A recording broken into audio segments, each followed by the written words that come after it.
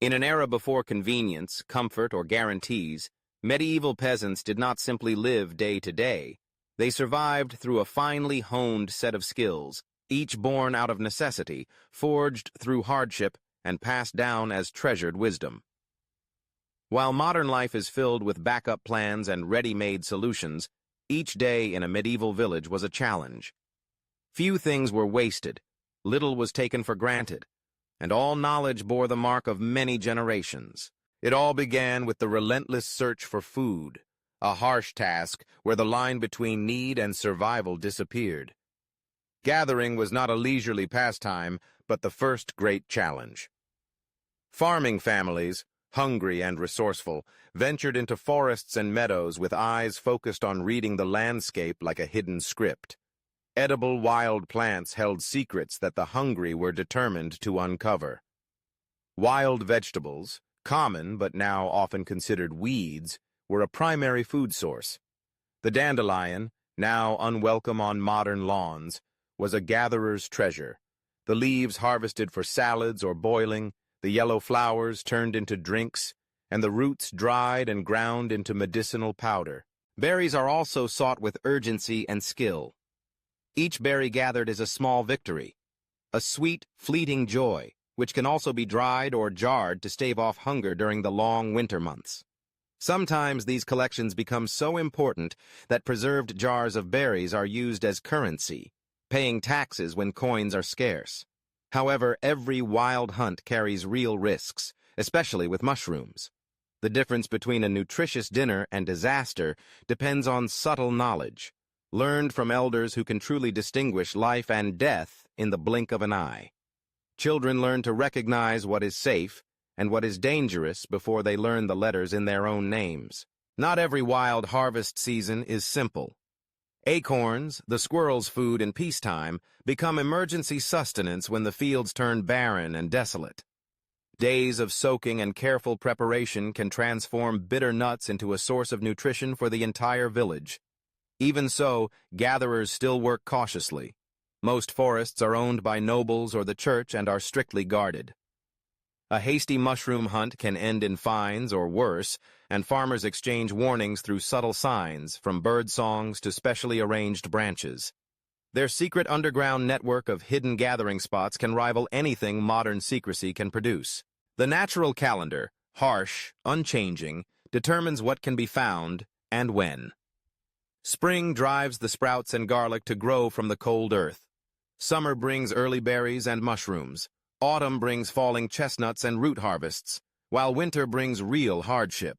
It is then that bark, pine needles, and preserved reserves become all that stands between a family and hunger. In difficult times, a timely bit of green or a hidden patch of berries can make the difference between despair and salvation. But gathering was only the beginning. Medieval agriculture was not repetitive, but a continuous adaptation in the struggle against unpredictable weather, pests, and poor soil. The entire village was organized around the land, and above all, the rhythm of the three-field system, a crop rotation cycle between grains, legumes, and fallow land to make the most of every blade of grass. This wise method increased productivity far beyond mere guesswork and required each farmer to remember what, when, and where to plant, based on holy days and lunar cycles. The difference between prosperity and famine could depend on the timing of a single week or a single storm. Tools were scarce and precious, patched up and passed down through many decades. A plow could be shared among 5 families, its handle replaced dozens of times while the iron blade wore down to a mere shadow. The oxen, slower than snails but stronger than hope, pulled the wooden plows amid the sighs and encouragements of the stubborn farmers. Every spring, the precious seeds were measured with trembling precision, because what was sown into the ground would not fill the bread baskets until harvest time. The risk was great. Modern crops yield much higher profits from seeds, but a medieval field produced only modest multiplication. Bad seeds could leave an entire family starving for months. Every piece of manure, every trace of leftover food or animal dung is faithfully collected to fertilize the fields. Fierce battles occur over the best spots to gather, and some villages have even established strict rules to determine which carts receive the choicest piles of manure from the roads and in front of the taverns. In this world, nothing is wasted and everything has its purpose. Family life must also bend to the needs of the land.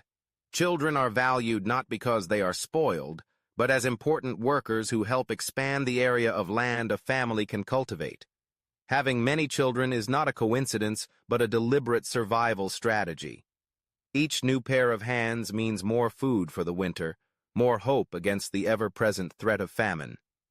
When storms threaten, villagers observe the sky and the behavior of livestock, gathering meaning from signs passed down through many generations. Saints' days and local legends serve as reminders of when to plant and when to harvest. The harvest season is everyone's responsibility. Everyone who can work, men, women, children, goes out to the fields from dawn, sickles gleaming in the late summer mist. Whatever is not cut, carried away, or gathered is lost. Even the smallest children pick up fallen straw, knowing that each small handful can determine fragile survival.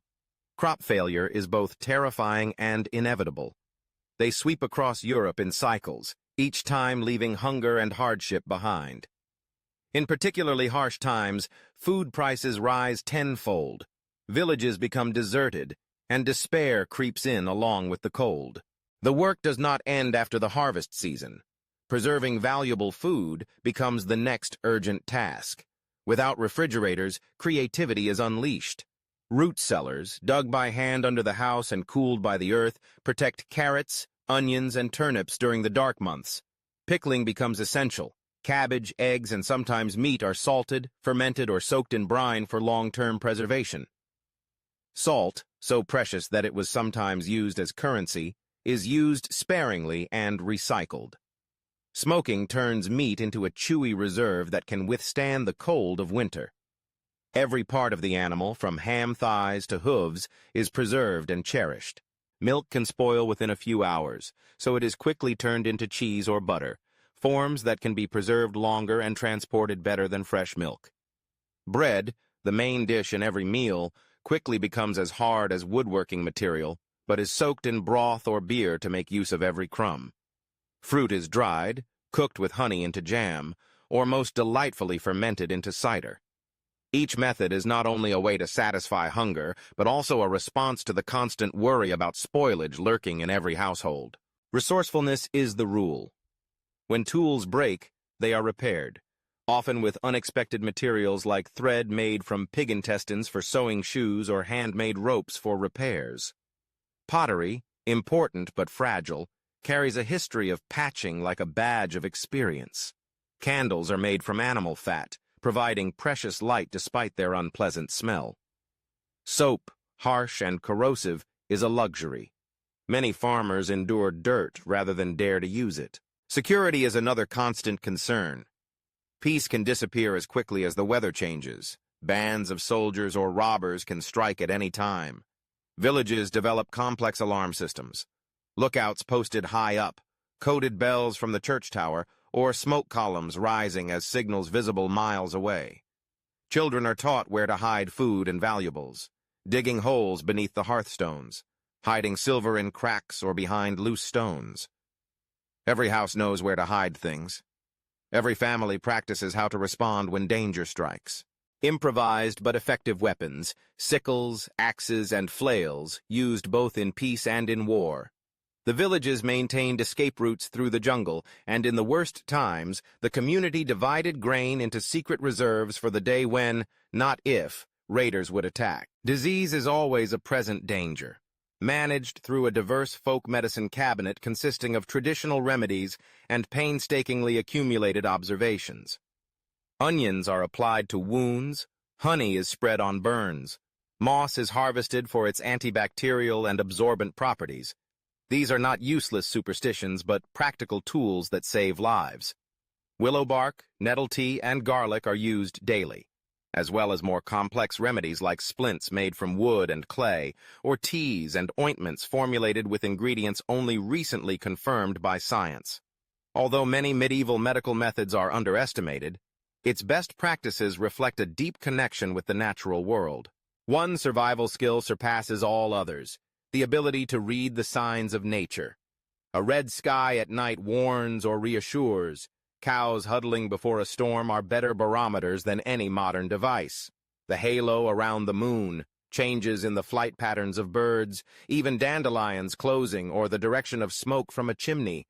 Each message is a silent warning, a thread in the survival tapestry.